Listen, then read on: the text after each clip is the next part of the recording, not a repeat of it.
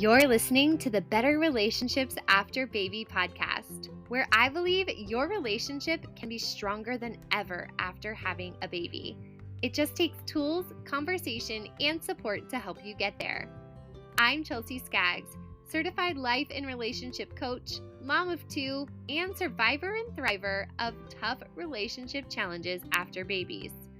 I'm committed to helping couples just like you improve your communication skills, connection points, and personal confidence so that you can have the life and family you've always dreamt of. Now, let's get to today's episode.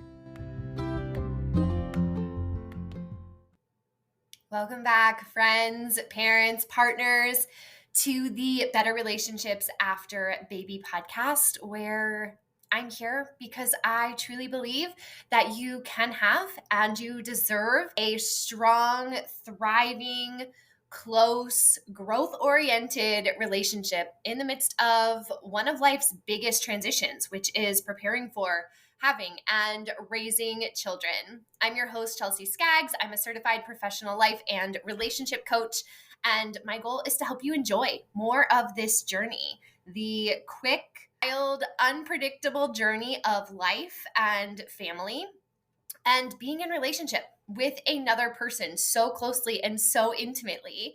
I'm here to help you understand more of that and understand more of yourself, more of your partner, and know how you can enjoy this wild ride together. And today's episode really is around a concept that I thought maybe was too woo-woo, but I really want to make a case and point for it today and help you to think about how to use the tool of visualization in your relationship and how it might actually be working against you right now. So buckle up, let's dive in. You are seeing me in a pattern that I no longer resonate with. This is a sentence that I said to my husband. This was a revelation that really, really changed the dynamic in our relationship and brought to light so much of the same cycle and patterns that we had been stuck in. When I realized that he was seeing a past version of me that I felt I had grown out of very intentionally and worked very hard to do, and he was still seeing me in this kind of box, this description. Now, to be totally fair, we can flip that. And there were many ways where he had grown, and we realized through conversation and hard conversation sometimes that I was still seeing him in that same light, in that same box, in that same pattern that was no longer him. And this can be true in a lot of relationships. Like, I invite you to pause and think about different relationships in your life, maybe with a high school friend or a college friend, maybe with your own parents or siblings, cousins, people that you've done a lot of life together with. We paint this picture of who they are, how they react, what their behavior is, what their responses are, how we predict that they would respond to something. And that kind of becomes the framework that we see things through. And this makes a lot of sense for our brains. Our brains want more predictable things in our life. And so it tries to give us predictability. But the thing is, humans are not static. Hopefully. I really believe that part of being a human is being on this quest of discovering and learning and unlearning and growth and change and inner work. And so if you resonate with that, if you believe that about the human experience too, we also have to go so far as to challenging the norms and patterns and boxes that we place people in order for our brains to try to make things more predictable. So in the example from before, I realized that I was trying very hard to have a changed reaction, a different reaction to my husband.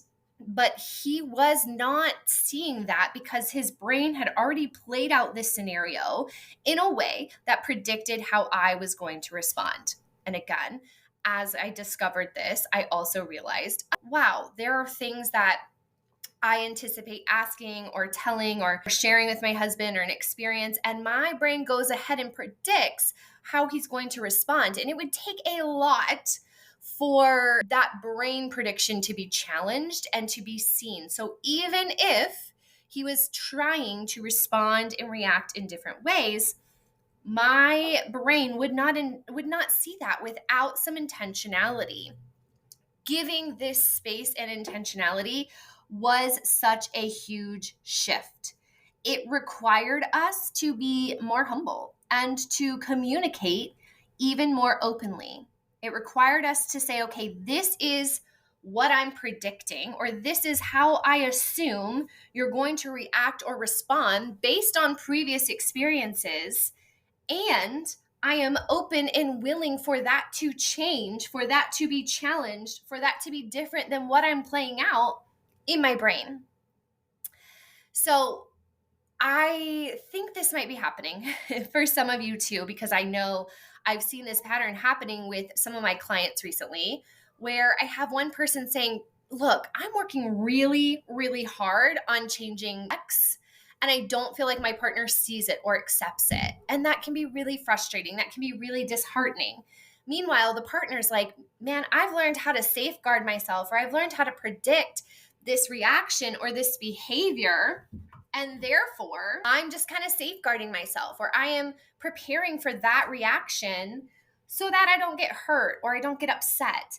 And so there's a lot that's missed in translation there. And we get to do a couple of things. I won't say we have to, because you don't have to change. You don't have to grow in your relationship. I think many of us could look around in our lives and notice people who seem to not be on a growth path in their relationship. And that is fine. I think some people kind of choose to stay in these cozy patterns that are predictable, and maybe they don't love it, or maybe it doesn't go super deep, but they know how to handle it.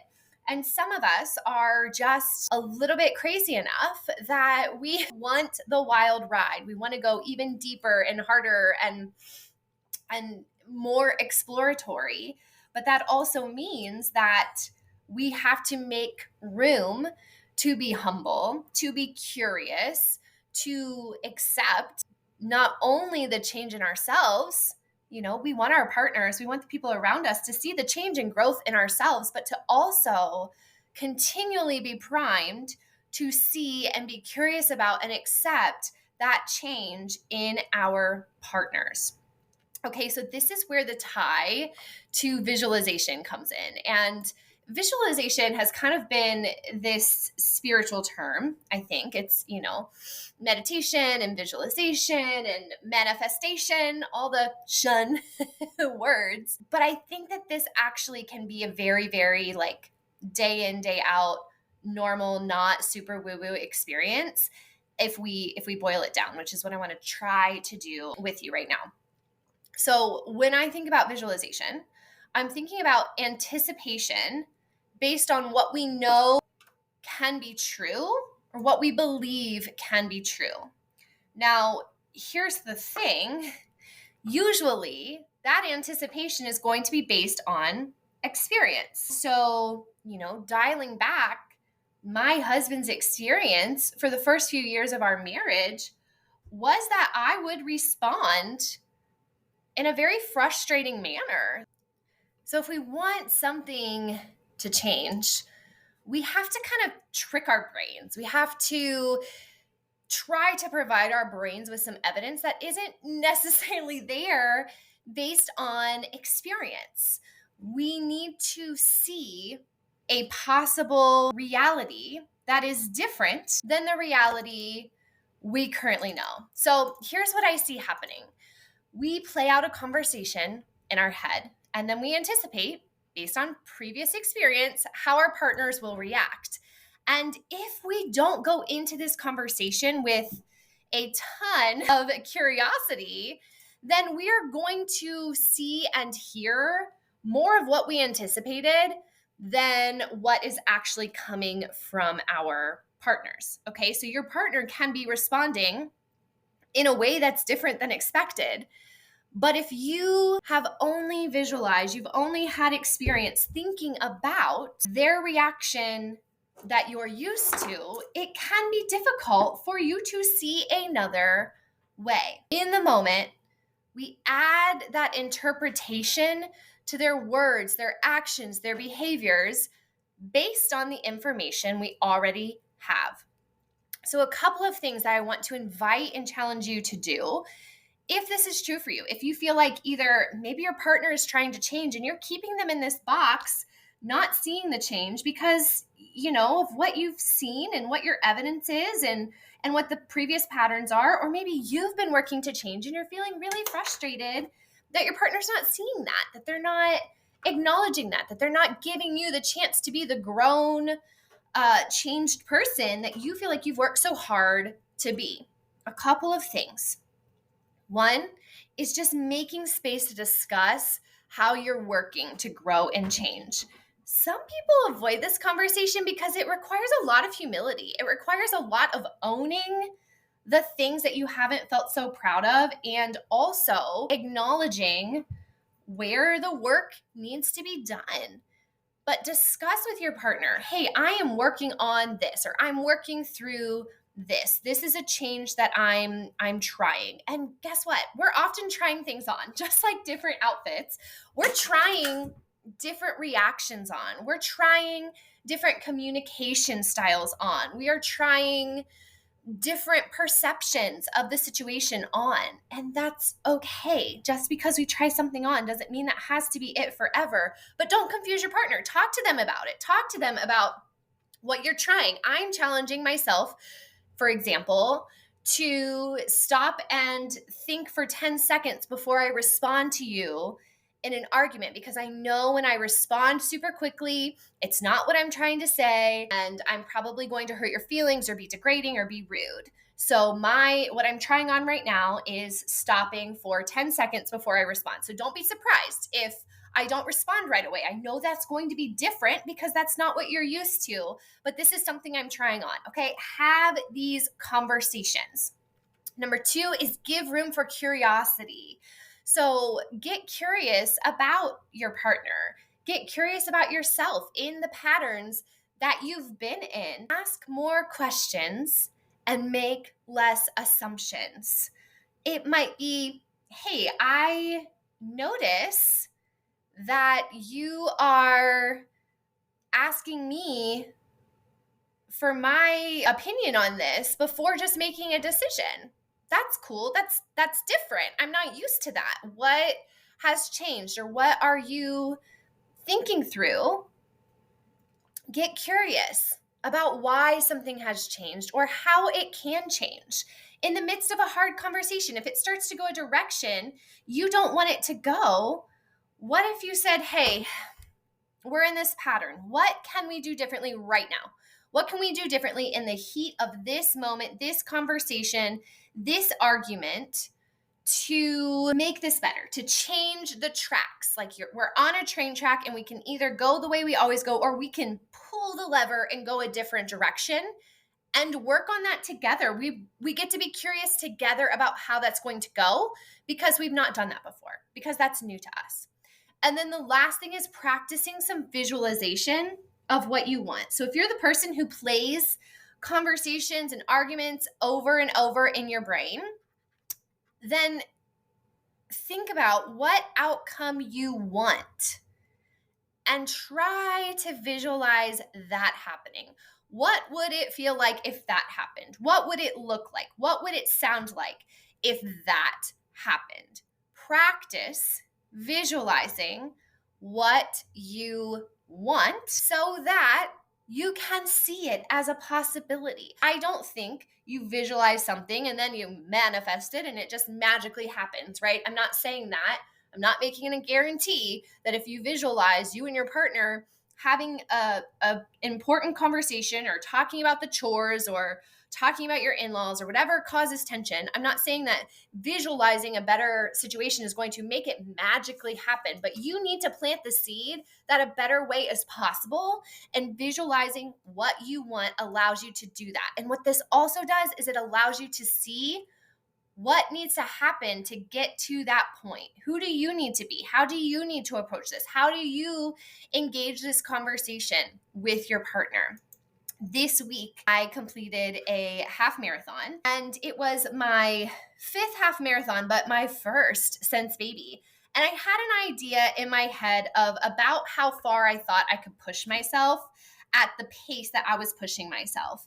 And around mile 7, half marathon is 13 miles. Around mile 7, it felt like a real change and a real inner dig. I was like, you know what? I'm proud of myself. Like, I could stop and walk a mile right now and still be proud of myself. And that's fine. I could have done that. But I noticed that I was visualizing what it would look like and feel like if I stopped, if I took a break, if I let myself slow down. Now, I was okay with that, but that is not what I wanted. And so I told myself, if that is what has to happen, that's okay. But what if I visualize myself completing all 13.1 miles running at this pace? What happens if I visualize myself going across that finish line, exhausted, giving it all I've got? What happens if I see myself not stop at mile 8, not stop at mile 9, not stop at mile 10, 11, 12? Because I was okay if that needed to happen, because my body was tired. I didn't know how much further I could push it, but I also knew what I wanted was to keep going. And if I was spending my time visualizing myself stopping, that was much more likely to happen. But if I spent my time visualizing myself pushing all the way through, I opened the door to make that a possibility. Before that, it was not a possibility for me because I was not visualizing that happening. And that is what I want to invite you to do into your relationship and into your partnership and into your communication. Start visualizing how it can be different and better and closer to what you want, and make space for you to be a changing person and for your partner to be a changing person, and for you to both kick the stubbornness enough that you're willing to see and accept and experience that with one another, instead of feeling like you need to have each other all figured out and put into a box and know exactly what to expect, even if it's not what you like. If you're listening to this podcast, you're not the complacent person who's just going to stay in that spot. If you are listening to this podcast, I would believe, unless you're here by a fluke, if you've listened to any other episodes, you are a person who sees parenthood and partnership as an opportunity to change and grow and lean into this messy, unpredictable, weird human experience in a way that you get to keep growing and evolving. And that has to be true for your partner too. And if that's true for you and that's true for your partner, it's also true for the patterns of your communication, your connection, your overall relationship. This is something that I believe is going to create some shifts for you too. I believe that this is one of the most beneficial things that opened up a lot of doors in my relationship for exploring with curiosity, kicking the assumptions, and seeing the change and growth in myself and in my partner, Mike. So I invite you to explore that. And I also invite you to consider what this looks like in your relationship. What barriers are there? Where do you need support? How can you and your partner explore this on your own or with the support of a coach? If you want to dig into this even more deeply and effectively and quickly and really cut through the shit, that's what I help my clients do. And I can help you do that too. All right. Here's to visualizing more of what we want and less of the boxes we've put ourselves and our partners in over time. If you enjoyed this episode, I would be so grateful if you take a minute to help spread the word. As a small business owner, shares and reviews go a long way. So, share this episode with a friend, share it on your social media, and please leave a review if you haven't done so. This helps these messages get to more mamas, and you guys, that's how we change the world.